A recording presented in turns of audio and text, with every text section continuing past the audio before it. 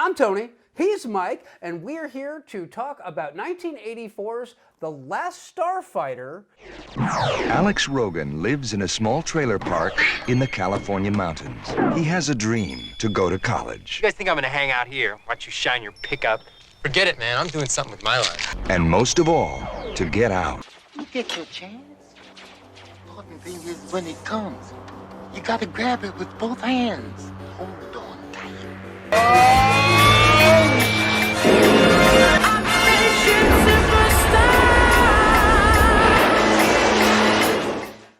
Which is a bit of a cult film now. Yeah. Well, it didn't do very well back in the day, but we'll get to that. What I think is very interesting about this is that it has ties to the Halloween franchise, the first three films. Number one, it's directed by Nick Castle, who plays the Shape, Michael Myers, in the 1978 Halloween. Do we have any idea how he went from playing the Shape in 1978 to directing a film? Okay, no, just curious, because that's some serious ladder climbing right there. That is. I have no idea how he got the gig. And then we have Lance Guest, who plays Alex Rogan, who was in Halloween 2 as Jimmy, the ambulance EMT. EMT. Okay, yeah. Because the second one is actually Jamie Lee Curtis in the hospital, and I remember all that. The original two, not whatever they tried to replace it with here recently. So, and then we have Dan O'Hurley, who plays Greg in this movie, who plays Connell Cochran in Halloween 3. So he's the villain in that movie. Okay. And then to wrap it up, while she wasn't in a Halloween franchise, she has some horror royalty, I guess, to her, or Halloween cred. So, Kathleen Mary Stewart, who plays Maggie in this movie, but plays Regina in Night of the Comet. Okay. Yeah. So a lot of horror ties in this movie, which is weird. Yes. So which is strange. This is what, Lorimar and Paramount, right? No idea. I'm pretty sure and it was a joint production, and the big selling point of this film was it was the first time that they were doing all CG special effects in this one. Yeah, so they, like this and some other Disney movie kind of has some stuff. But, yeah. I mean, whatever did Disney, I mean, this really truly has computer graphics peppered all through this movie. Most definitely. Yeah. And to be honest with you, I was watching this one in 4K. Mm-hmm. Some of them hold up really well, some of them not so much, but there's a charm to the effects. Yes. And I can, it's forgivable. It looks absolutely. very much like a video game, but I think part of that's intentional because of the plot of the film. I mean, if you want to see some like unforgivable CGI, go back and watch like early 2000s like pop videos like Backstreet Boys and Britney Spears and all that stuff. That is some cringe-inducing CGI and shit like that.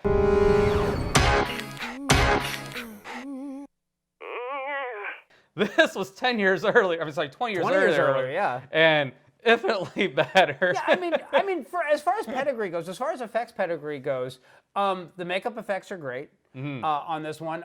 The costume designs, and I know Rob Cobb. Rob Cobb was the production designer on this one, so he was responsible for a lot of the look of everything that was going on, and he's been involved in a ton of classic 80s sci-fi films. I'm not going to list it because it's a quick and dirty, not a deep dive. But you can list it. I'm just not going to research it for you. It's all good. It's all good. But that all being said, this.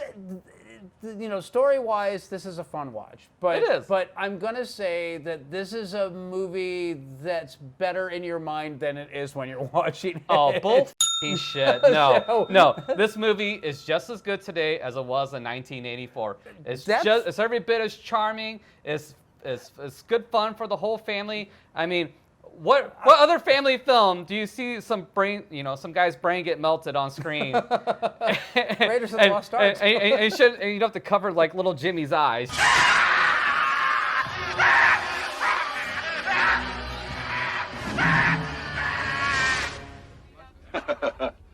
You still want to go? And miss all the excitement. No. And here's the thing: I'm not going to say that it's not a fun watch, and I'm not going to say don't watch it. I'm just going to say that my memories of this film were fonder. But then I'm watching it, and like some of the directing is a little ish, and some of the dialogue is a little hammy. And the whole last scene, I think, where Alex goes back and he's there to pick up Maggie, and they're going to go off to the stars. Well, you know what? And, anyway. Let's back it up because you're jumping way right. ahead. So let's tear through the plot real quick. All right. So the plot is super, super simple. You got Alex Rogan, who lives in this trailer park, and like everybody in the trailer park depends on him. He's the handyman there, so he helps out his mom, who's a single mom. They never say where the dad is in the picture. It doesn't matter. Honey, Elvira's electric is out. Oh, my, that's gonna take all day. I was going to Silver Lake. Honey, I know. I'm sorry. I'm working lunch and dinner. I'm going to be in town all day. Oh, all right. Okay, Ma. I'll do it. Thanks, honey. But anyways, he dreams of doing something bigger. So one night he's playing the Starfighter game after a hard day of patching fused panels and shit like that. Putting aerials up for people so they can get the 5 TV stations that they had back in the day. So Elvira can watch their soaps. And so he beats the Starfighter game. Mom, I finally broke the Starfighter record. Oh, that's nice, dear. Centauri comes and picks him up, takes him to Rylos, where he discovers, oh shit, this is actually real. This video game is based on some real shit. But of course. Why else do you think you're here? You were recruited by the Star League to defend the frontier against Zur and the Kodan Armada. But he doesn't want no part of that stuff. Yeah. This may come as a bit of a shock to you, but he doesn't want to be a starfighter. Doesn't want to be a... Are you a coward? Are you crazy? Goes back. Well, they send a assassin after him. There's an attempt on his life. This is a Zandozan, interstellar hit beast. Compliments of Zur. Trust Centauri, my boy. Because in 2 hours, this place will be crawling with 10 Zandozans, with just one thought on their microscopic little minds. Kill Alex Rogan. And he goes back and, long story short, rises to the occasion, becomes the hero, saves the Star League, yay. And helps rebuild the Star League after it's all said and done. Wait a minute. Rebuild the Legion? Yeah. And Zur and the Kodan Armada, That's right. they bite it. They bite it hard. They got what they had coming, and good riddance. Guidance system out. Auxiliary steering out. Defense! We're locked into the moon's gravitational pull. What do? We die.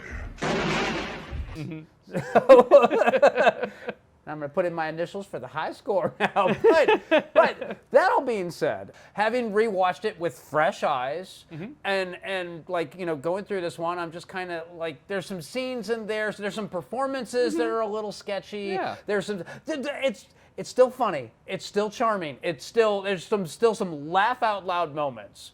But when you get to the very end of this film, and this is the scene that sticks out to me in particular, and Alex is there, he's there to pick up Maggie.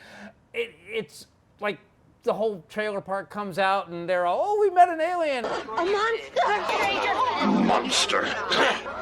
All right, it's an alien! Hey, Granny, put away that shotgun. What's wrong with you? This is my friend Greg.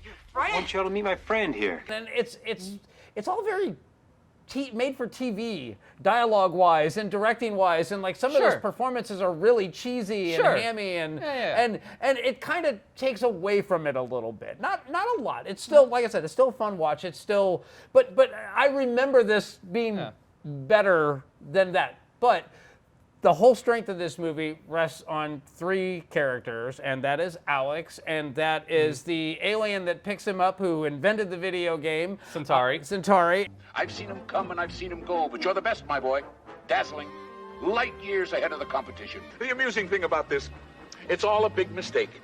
That particular Starfighter game was supposed to be delivered to Vegas, not some flea-speck trailer park in the middle of tumbleweeds and tarantulas. And then his co-pilot, Greg. One ship, you, me, and that's it? Exactly. Zur thinks you're still on Earth. Classic military strategy. Surprise attack. It'll be a slaughter. That's the spirit. No, my slaughter. And they're all 3 great. Oh, yeah. And I will also say this movie got one thing really, really right. It has great villains. Yes. So yes. Yeah. Who plays Zur? Oh, I don't remember. I'll throw it here. So I know that face. I just, with all the prosthetic makeup on, I can't like picture where from. But he's so over the top and so cocksure and so just like, you know, I was appointed by the Emperor and I'm going to lead it. It was your own Emperor who granted me command of this armada. For only I hold the secret to the frontier. Only I know the location of the Starfighter base, and therefore only I will give the order to fire. And I have my scepter, and oh look, it's got a knifey blade. And I'm thinking, they have Starfighters. Your knifey blade's only going to reach 6 inches. They can hit you from a couple miles away, dude. Get over it. And they did. Yeah. You're absolutely right. One of the core strengths of this is the interactions between the characters. Like you said, with Alex and Centauri and Grig carry this movie. But then also the other secondary characters too, like the brother Lewis. Where the hell's Jude? Yolanda, baby. Hi, Mags. Hi, Lewis. Is he up? Yeah, he's been up all night. Moaning. The brother Lewis is hilarious. fun. The Beta unit, which is also played by the same actor that's playing Alex, is probably my favorite part of this movie. Hey, you look like me. Of course I do. I'm the Beta unit. What the hell's a Beta unit? A Beta unit is a simuloid. An exact duplicate of you, only not as loud. Because, like, you know, when he's working on his head, because he's got that weird hearing thing going on, and Alex, his little brother wakes up and he's like, Alex! What the hell's going on? Lewis, you're having a terrible nightmare. That got a chuckle out of me. It's still funny. It still works. And when they're Alex is going back and forth with the Beta unit. Yes. Also too is a great one, and that they got threatened. You know, go back to sleep. Lewis, I'm going to tell Mom about your Playboys. What the shit? I said back to sleep, Lewis, or I'm telling Mom about your Playboys. That's got a chuckle out of me.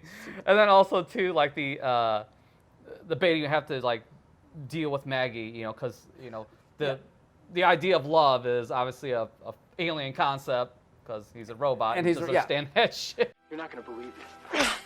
I told you, Alex. Me and my, how did you put it, strange sexual urges aren't talking to you anymore. And hey, what did you do to Maggie? Do to her? We're sitting outside looking at the stars and she sticks her tongue in my ear. I scream. And he's not allowed to be a starfighter. Well, why don't you go up there and fight? Simuloids can't fight. We're not allowed. It's illegal for him to do that, which is, it's interesting that they put all these rules on the Beta units, but, you know, and it works. Again, it's charming in its own quirky, weird way, and I kind of understand it, but I'm also thinking that Zur and the Kodan Armada are coming. You should really, you know, bust out with some robot Alex duplicates and you know, take over. You got to rebuild the Starfleet one way or another, so why not? But but I love the ship design. Like, even as a kid, is one of my absolute favorites. It's probably still my favorite, hands down. My biggest problem is I wanted more of it. Yeah. Even though there's plenty of it in there, there's some really fascinating shots. Some things that you could not do at model at the time, which is probably the drive for actually doing this one in CG.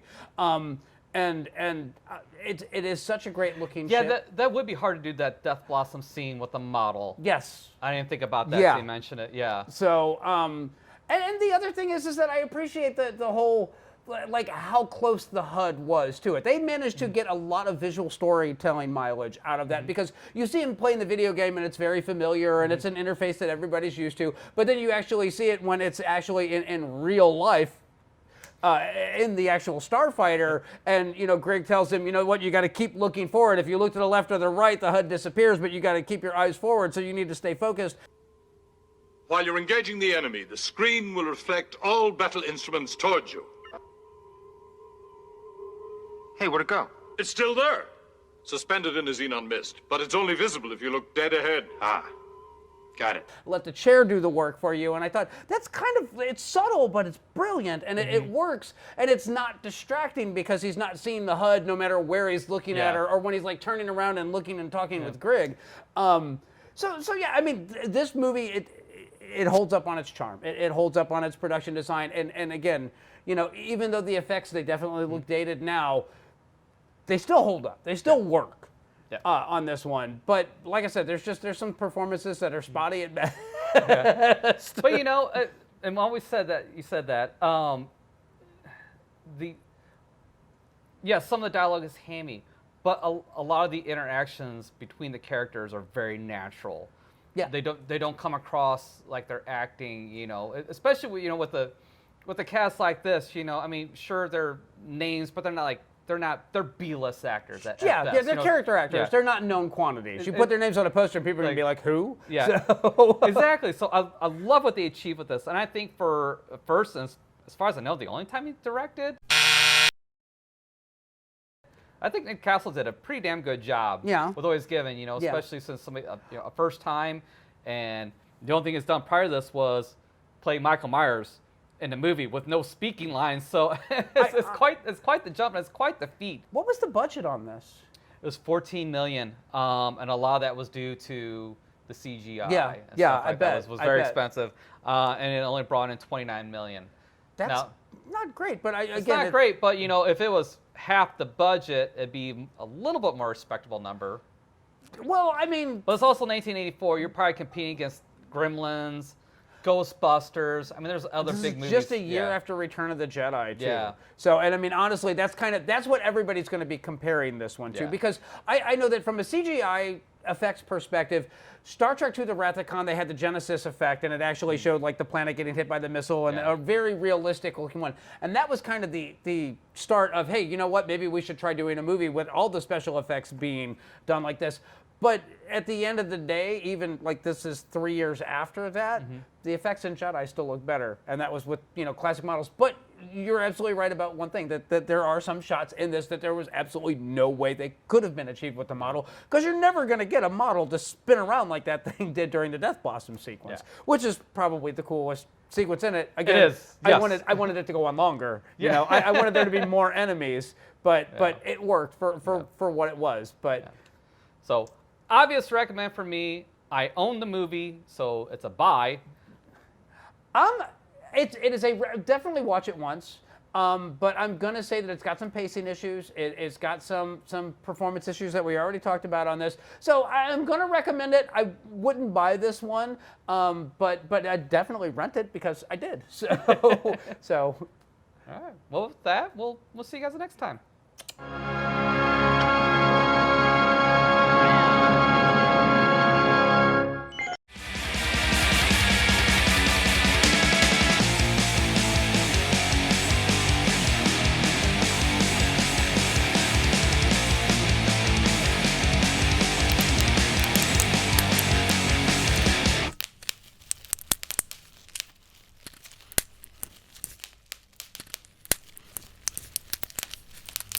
It's directed by Nick Castle, who plays the Shape, Michael Myers, in the 1978 Halloween.